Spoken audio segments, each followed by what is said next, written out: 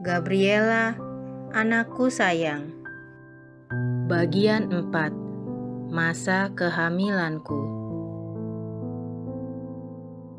Aku meyakini bahwa janin di dalam kandunganku telah memiliki roh kehidupan sejak ia masih berupa titik. Itu sebabnya aku berusaha bergerak secara berhati-hati dan mengkonsumsi makanan yang sehat dan bersih. Karena aku tahu bahwa apa yang aku makan, itulah yang dimakan oleh janin dalam rahimku.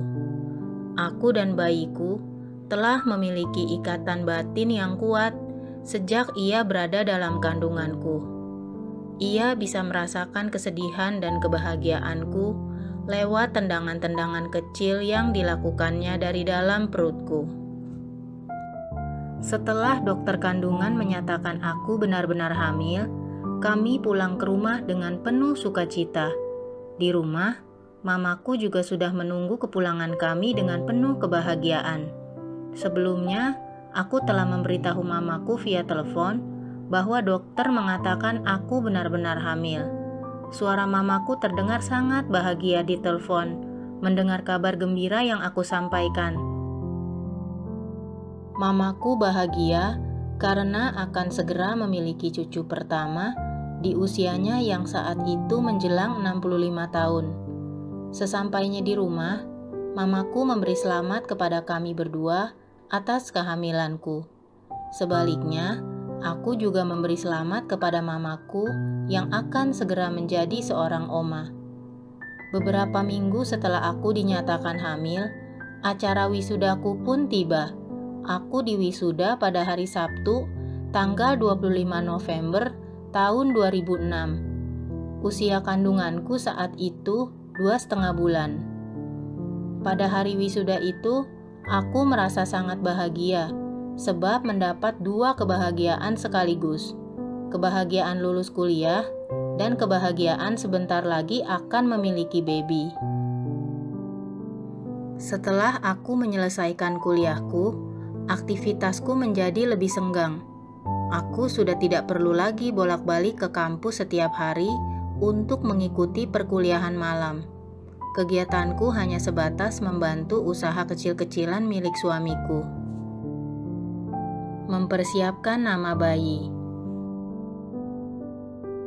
Ketika usia kandunganku menginjak 4 bulan, dokter kandunganku memberitahu kepada kami tentang perkiraan jenis kelamin bayinya. Beliau mengatakan 90% bayinya adalah perempuan, tapi ini baru perkiraan saja. Nanti kepastiannya kalau sudah lahir, tapi saya lihat saat ini sih 90% bayinya perempuan. Aku tidak terlalu mempermasalahkan jenis kelamin bayinya. Yang penting bagiku, bayinya lahir dengan sehat dan selamat. Selanjutnya, kami mulai memikirkan nama yang bagus untuk bayi kami yang sebentar lagi akan lahir. Suamiku kemudian membeli buku nama-nama bayi terbaik yang dilengkapi dengan arti dari masing-masing nama. Suamiku mencatat nama-nama favorit yang memiliki arti nama yang bagus, baik nama anak laki-laki maupun nama anak perempuan. Jadi, walaupun dokter kandunganku telah mengatakan bahwa bayinya 90% adalah seorang perempuan, namun kami tetap menyiapkan sebuah nama anak laki-laki sebagai cadangan untuk mengantisipasi apabila yang lahir ternyata seorang bayi laki-laki. Suamiku menulis 10 nama anak perempuan dan 10 nama anak laki-laki yang memiliki arti yang bagus. Dari 10 nama pada masing-masing jenis kelamin itu, kami kemudian memilih mana yang paling terbaik menurut kami. Untuk nama anak perempuannya, kami sepakat dengan nama Gabriela, yang artinya Tuhan adalah kekuatanku. Selain itu, Gabriela merupakan bentuk feminin dari Gabriel, yaitu nama malaikat Tuhan pembawa kabar gembira. Jadi, Gabriela bisa diartikan sebagai yang menggembirakan. Selain nama Gabriela, ada satu nama yang menarik perhatian kami, yaitu Cheryl, yang merupakan bentuk lain dari Cheryl, yang artinya manis dan dicintai. Selain itu, Sheryl juga mengandung arti sangat perhatian, kreatif dalam bisnis, penuh semangat, mudah beradaptasi, lembut, baik, pekerja keras, tidak suka dibatasi, serta memiliki kemampuan berbicara yang baik. Untuk nama belakang, kami memberikan nama keluarga suamiku, yaitu Howard, yang berasal dari marga Howe. Maka terciptalah sebuah nama indah untuk calon bayi perempuan kami, yaitu Gabriella Sheryl Howard, yang secara keseluruhan berarti malaikat Tuhan pembawa kabar gembira yang manis dan patut dicintai. Sejak saat itu, aku mulai sering menyapa bayi di dalam kandunganku dengan panggilan Gabriel,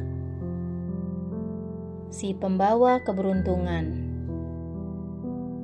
Suatu hari, aku secara iseng-iseng mengikuti kuis SMS yang diselenggarakan oleh sebuah pasar swalayan besar yang cabangnya tersebar di mana-mana. Aku mengetahui kuis itu dari buletin yang diletakkan di pintu keluar masuk pasar swalayan tersebut ketika kami sekeluarga berbelanja di sana. Cara berpartisipasi dalam kuis itu sangat mudah. Hanya mengirimkan SMS ke nomor yang telah ditentukan oleh penyelenggara. Setelah itu, kita akan mendapat kiriman SMS sebuah pertanyaan. Setelah satu pertanyaan terjawab, muncul kiriman SMS berisi pertanyaan berikutnya, sampai total 3 pertanyaan. Setelah itu, kita akan mendapat SMS konfirmasi yang berisi ucapan terima kasih telah berpartisipasi dalam kuis tersebut. Kuis tersebut diselenggarakan serempak di semua cabang pasar swalayan yang bersangkutan, dengan jumlah peserta kuis yang tidak terbatas.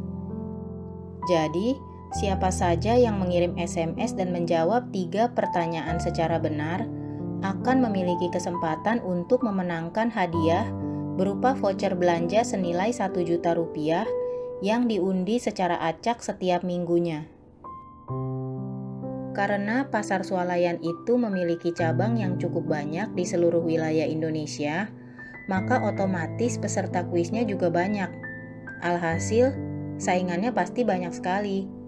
Maka ketika aku ber-SMS ria menjawab pertanyaan-pertanyaan kuis tersebut, suami dan mamaku berkata, "Kurang kerjaan ikut-ikutan kuis kayak begitu, nggak akan menang lah.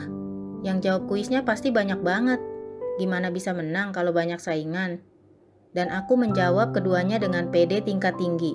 Siapa bilang, kalau beruntung bisa aja menang. Namanya juga iseng-iseng. Menang syukur, nggak menang ya nggak apa-apa. Yang penting jangan melewatkan kesempatan yang ada di depan mata. Kira-kira 1 minggu kemudian, bertepatan dengan hari libur nasional, ponselku berdering. Suara di seberang sana mengatakan, "Selamat, Ibu telah memenangkan voucher belanja senilai Rp1.000.000 dari kuis yang kami selenggarakan. Ibu bisa mengambil vouchernya di cabang kami yang terdekat dengan membawa KTP asli dan tidak bisa diwakilkan." Setelah yakin dengan kebenaran konfirmasi kuis tersebut, dengan gembira aku menjawab suara telepon di seberang sana. "Baik Mbak, terima kasih. Akan segera saya ambil vouchernya di cabang terdekat." Tuh kan, menang juga akhirnya. Asik dapat voucher belanja Rp1.000.000. Si Gabriel bawa hoki nih. Kalau nggak ada Gabriel di dalam perut, belum tentu bisa menang. Belum lahir aja sudah bawa hoki nih si Gabriel, kataku pada suami dan mamaku ketika menceritakan kemenanganku. Mendengar musik klasik.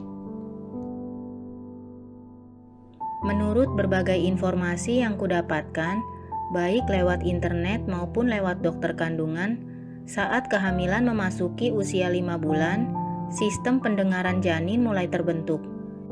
Sang janin mulai mampu mendengarkan suara-suara di sekitarnya. Maka sejak usia kandunganku menginjak usia 5 bulan ke atas, setiap hari aku selalu mendengarkan musik klasik yang kuputar di malam hari sebelum tidur. Bahkan ketika aku tertidur, musik klasik itu terus mengalun, dengan harapan bayiku yang berada di dalam kandunganku masih bisa menikmati alunan musiknya walaupun aku sudah tertidur. Menurut penelitian, selain nutrisi yang dimakan oleh sang bunda, musik klasik juga dapat merangsang dan mencerdaskan otak buah hati kita yang masih dalam kandungan.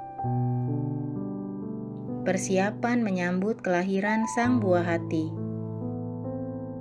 Di samping menyiapkan nama dan mendengarkan musik klasik, dalam rangka menyambut kelahiran bayi pertama kami, berbagai persiapan juga kami lakukan, seperti membeli perlengkapan bayi. Saat itu kami tidak membeli box bayi. Bagiku, box bayi akan menciptakan jarak antara aku dan bayiku. Aku ingin selalu dekat dengan bayiku. Di saat ia sedang tertidur, aku ingin sekali memandangnya, mencium, dan memeluknya, yang merupakan anugerah terindah dari Tuhan dalam hidupku. Jadi, aku akan meletakkan bayiku di tengah-tengah antara aku dan suamiku. Aku akan dapat dengan mudah mengawasi dan memperhatikannya di saat ia tidak merasa nyaman akibat buang air, muntah, atau ketika dia mau meminta ASI. Tentang rencana merawat bayi, sama sekali tidak pernah terlintas dalam pikiranku untuk menggunakan jasa babysitter. Walaupun aku masih sangat amatir dan belum memiliki pengalaman tentang cara merawat bayi, aku akan tetap terjun langsung merawat bayiku dengan bantuan mamaku. Biar bagaimanapun juga, kasih sayang dan perhatian dari mama sendiri jauh lebih menyenangkan bagi anak daripada perhatian orang lain. Justru sejak bayilah, ikatan batin antara ibu dan anak yang telah terbentuk sejak dalam kandungan semakin diperkuat. Di samping semua alasan itu, kami sadar bahwa menggunakan jasa babysitter juga membutuhkan biaya yang tidak murah.